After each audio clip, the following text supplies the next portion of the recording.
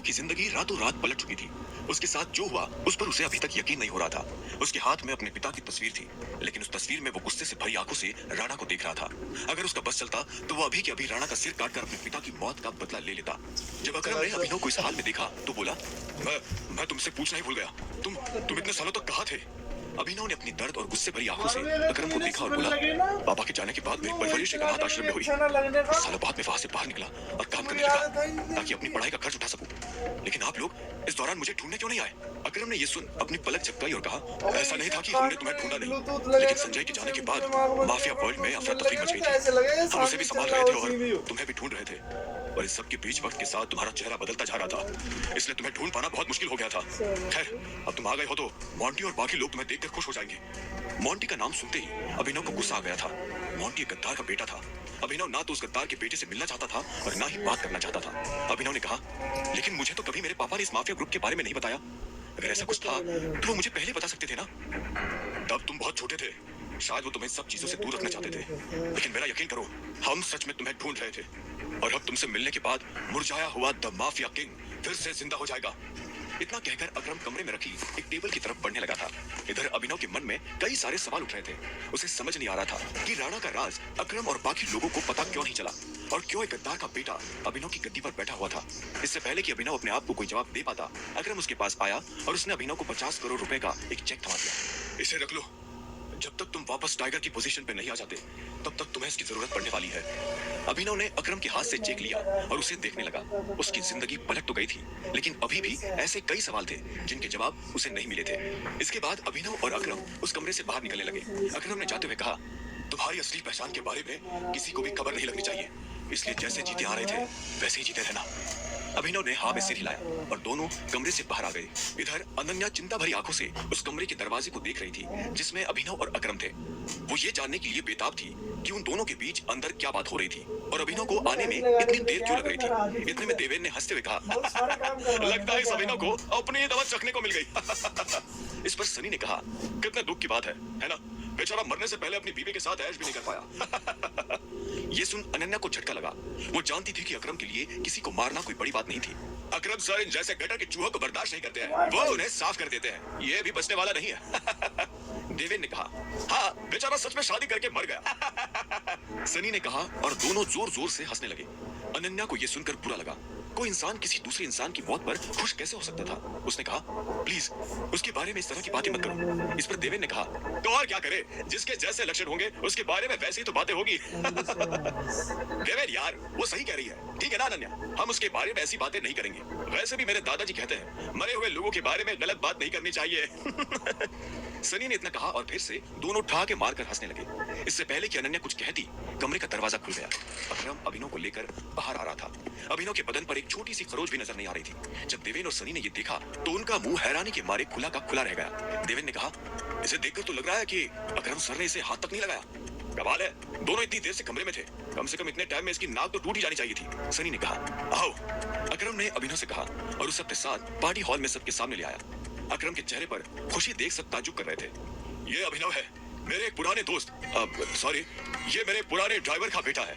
अकरम ने जैसे ही अभिनव का सबसे परिचय करवाया तो देवेन और सनी खुश हो गए, लेकिन अनन्या को यह सुनकर झटका लगा। एंजॉय द पार्टी, इतने में अकरम ने कहा और अभिनव को अकेला छोड़ बाकी लोगों से मिलने के लिए निकल गया। देवेन और सनी को अभी तक समझ नहीं आ रहा था कि अकरम अभिनव को इतना भाव क्यों दे रहा था। अभिनव को इस बात से कोई लेना देना नहीं था कि सनी और देवेन उसके बारे में क्या सोच रहे थे। उसकी आंखों के सामने बस रह रहकर अपने पिता की शक्ल आ रही थी। उसे वो रात याद आ रही थी जिस रात को राणा ने संजय को गोली मारी थी। अभिनव को यह भी याद आया कि उसे खुद भी गोली लगी थी, लेकिन उसकी किस्मत अच्छी होने की वजह से वो बच गया था। उधर जब अनन्या ने देखा कि अभिनव ठीक है तो वो अभिनव के पास आई और बोली, मुझे नहीं लग रहा था कि तुम अपने पैरों पर बाहर आ पाओगे। अच्छा, तुम्हें मेरी इतनी चिंता हो रही थी? रत्ती भर भी नहीं, लेकिन तुम्हें अपनी चिंता होनी चाहिए। अगर जिंदा रहना चाहते हो तो जरा बचकर रहो, अनन्या ने कहा। इतने में सनी और देवेन भी अभिनव के पास आकर खड़े हो गए। अकरम सर ने तुझसे अंदर क्या बात की? देवेन ने पूछा। अभिनव ने उसे घूरते हुए देखा और कहा, उन्होंने कहा कि अगर देवेन जैसा गधा तुमसे ये सवाल करे तो उसका जवाब मत देना। और अभिनव हंसते हुए वहां से आगे निकल गया। हरामखोर, देवेन ने उसे गाली दी, लेकिन अभिनव पर उसका कोई असर नहीं हुआ। उसके दिमाग में इस वक्त पहले से ही कई जरूरी चीजें घूम रही थी। इसके बाद पूरी पार्टी के दौरान अनन्या ने अभिनव से कोई बात नहीं की। वो दोनों अनन्या की गाड़ी में बैठ गए। अभिनव ने ड्राइवर से कहा, मेरा घर यहाँ से पास है, पहले आप वहां लेना। ये सुनते ही अनन्या झेपते हुए बोली, तुम ये सोच भी मत लेना कि मैं तुम्हारे साथ तुम्हारे घर में रहने आ रही हूँ। अगर तुम्हारी खुद की हालत ऐसी है तो तुम्हारे घर की हालत कैसी होगी? मैं तुम्हारा पति हूँ, तुम मेरे घर में नहीं रहोगी तो किसके घर में रहोगी? अभिनव ने उसे छेड़ते हुए कहा, अपने ये 2 कौड़ी का लॉजिक अपनी जेब में डालो और मुझे ये बताओ कि कल तुम मेरे बिस्तर में कैसे आए? यही सवाल तो मैं भी तुमसे पूछना चाहता हूँ। अच्छी बात है, लेकिन मैं तुम्हारे साथ तुम्हारे घर नहीं आ रही हूँ, मैं अपने घर जा रही हूँ। और अगर इन फ्यूचर मुझे मजबूरी में तुम्हारे साथ रहना पड़ा तो भी मैं तुम्हारे साथ नहीं, तुम मेरे साथ रहोगे, मेरे घर में, मेरे बाकी नौकरों की तरह, अनन्या ने कहा और सामने देखने लगी। कुछ देर के बाद अनन्या का घर आ गया था। वो नीचे उतरी और जोर से दरवाजा लगाकर घर के अंदर चली गई। अभिनव ने पहले उसे देखा और फिर अपनी उंगली में पहनी हुई उस अंगूठी को देखने लगा। अगर आज वो अंगूठी नहीं होती तो पता नहीं उसके साथ क्या होता। अनन्या को छोड़ने के बाद अभिनव अपने घर आ गया था। अगली सुबह जब अभिनव का अलार्म बजा तब वो फिर से वही सपना देख रहा था। अलार्म की आवाज सुन वो झटके से उठा और अपने बिस्तर पर बैठ गया। उसने उठते ही मन ही मन सबसे पहले अकरम को धन्यवाद दिया, जिसने उसके पिता की कंपनी को इतने सालों बाद भी जिंदा रखा, लेकिन साथ ही उसे अपने पिता को खोने का मलाल भी था। इसी ख्याल के साथ अभिनव बिस्तर से उठा और अपने काम पर जाने के लिए तैयार होने लगा। अकरम के हिसाब से उसकी डिलीवरी बॉय की जॉब उसे अपनी पहचान छुपाने में काफी मदद कर सकती थी। अभिनव ने अपनी जेब में अकरम का दिया हुआ चेक डाला और घर से निकल गया। 1 घंटे के बाद जब वो अपनी बाइक से ऑफिस आया और कॉरिडोर में चलने लगा तो उसके पीछे से आवाज आई, ए डिलीवरी बॉय। यह आवाज उसके साथ काम करने वाले हरीश की थी। हरीश उसे चिढ़ाने की कोशिश कर रहा था। उसे ऑफिस में अपना काम करने की नहीं, अभिनव को चिढ़ाने की तनख्वाह मिलती थी। हरीश उससे ज्यादा पैसे कमाता था, इसलिए वो अभिनव को हीन भावना से देखता था। अभिनव ने कहा, कुछ काम है, मुझे देर हो रही है। बॉस तुझे बुला रहे हैं। और कल बिना बताए कहाँ चला गया था तू, अपने बाप की बारात में? ये सुन अभिनव की नसें गुस्से में फटने को आई थी। वो चाहता तो अभी हरीश के सारे दांत एक मुक्के में अलग कर सकता था, लेकिन उसने अपने आप को शांत किया और उसकी बात का जवाब दिए बिना अपने बॉस की कैबिन की तरफ बढ़ने लगा। Good morning sir. अभिनव ने कैबिन के दरवाजे में से थोड़ा सा झांकते हुए कहा। सामने बैठे उसके मोटे से बॉस ने उसे चिड़ी हुई नजरों से देखा और फिर अंदर आने का इशारा कर कहा, ऐसा क्या गुड है इस मॉर्निंग में?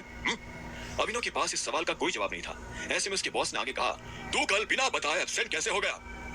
अभिनव के पास इस बात का भी कोई जवाब नहीं था। वो चाहता तो अपने बॉस को कोई बहाना बनाकर टाल सकता था, लेकिन अभिनव झूठ नहीं बोलना चाहता था। ऐसे में उसके बॉस ने फिर से कहा, तुझे पता है कि कल कितनी सारी डिलीवरीज थी? तेरी वजह से हमें कितना नुकसान हुआ इसका अंदाजा भी है तुझे? बस सर, मुझे महीने में 1 कैजुअल लीव तो मिलती है ना। तो फिर शट अप, काम तुझसे होता नहीं, बस बहस करने आ जाता है। ये कंपनी क्या तेरे बाप की है? ये सुनते ही अभिनव का पारा गर्म हो गया। उसने गुस्से में अपनी मुट्ठी भींच ली और घूरते हुए अपने बॉस को देखने लगा। घूर क्या रहा है? अपना सामान बांध और चुपचाप निकल यहाँ से।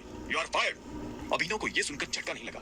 असल में वो जानता था कि उसके साथ ऐसा कुछ बहुत जल्दी हो सकता था। उसका बॉस और देवेन एक दूसरे को बहुत अच्छी तरह से जानते थे। कल पार्टी में अभिनव ने देवेन को जिस तरह से जवाब दिया, उससे उसे समझ आ गया था कि आज नहीं तो कल ये होकर रहेगा।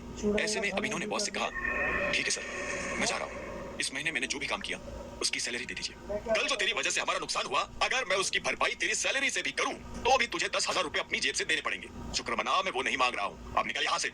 ये आप क्या बोल रहे हैं सर? मैंने पूरे महीने काम किया, एक दिन नहीं आया तो आपका 25,000 का नुकसान हो गया। मैं तब तक यहाँ से नहीं जाऊंगा जब तक मुझे मेरी सैलरी नहीं मिल जाती। अच्छा रुक, अभी देता हूँ तुझे तेरी सैलरी, उसके बॉस ने कहा और टेबल पर रखी घंटी बजा दी। अगले ही पल कमरे का दरवाजा खुला और 4 बाउंसर अंदर घुस आए। उठाकर पटक आओ बाहर साले को। बॉस की मुंह से ये सुनते ही वो चारों अभिनव पर धावा बोलने के लिए टूट पड़े, लेकिन इससे पहले उनमें से कोई अभिनव पर हमला कर पाता। अभिनव ने उन्हें पटकनी दे दी थी। उसने किसी का हाथ तोड़ा तो किसी का पाँव, किसी के पेट में मुक्का मारा तो किसी की पीठ पर लात। देखते ही देखते बॉस के सारे आदमी ढेर हो गए थे। बॉस ये देख भौचक्का रह गया था। अभिनव अब सीधा बॉस के पास आया और उसकी गर्दन पकड़कर बोला, सैलरी। बॉस ने घबराहट में अपने ड्रॉर में से चेक निकाला और उस पर अमाउंट भरकर कांपते हुए हाथों से अभिनव को थमा दिया। अभिनव ने चेक देखा और बॉस की गर्दन छोड़ वहां से बाहर निकलने लगा। इससे पहले कि वो बाहर आता, उसने बॉस की आंखों में देखा और बोला, एक बात याद रखना, आज के बाद अगर किसी के बाप पर गया तो गर्दन तेरी होगी और पंजा मेरा। ये सुन बॉस के होश उड़ गए थे। उसे पता था कि अभिनव एक गुस्सैल आदमी है, लेकिन उसने कभी उसका गुस्सा देखा नहीं था। इधर अभिनव भी जब ऑफिस से बाहर आया तो उसे एक अनजान नंबर से फोन आया। अभिनव ने फोन उठाया और बोला, हेलो टाइगर, अकरम। हाँ कहिए। टाइगर, मुझे तुम्हें किसी से मिलवाना है। वो हमारे माफिया वर्ग का एक बहुत बड़ा नाम है और साथ ही तुम्हारे पापा और मेरा जिगरी यार बलराज। मैं चाहता हूँ बलराज को पता चल जाए कि टाइगर लौट आया है, इसलिए शाम को डिनर के लिए होटल सफायर में पहुंच जाना। मैं तुम्हें एड्रेस भेज रहा हूँ। अकरम के मुंह से बलराज का नाम सुनते ही अभिनव के बदन में झुरझुरी सी दौड़ गई थी। उसने बलराज का नाम पहले भी सुना था। इस शहर में बलराज का नाम बच्चा बच्चा जानता था और हर बड़ा आदमी उसके नाम से थर थर कांपता था।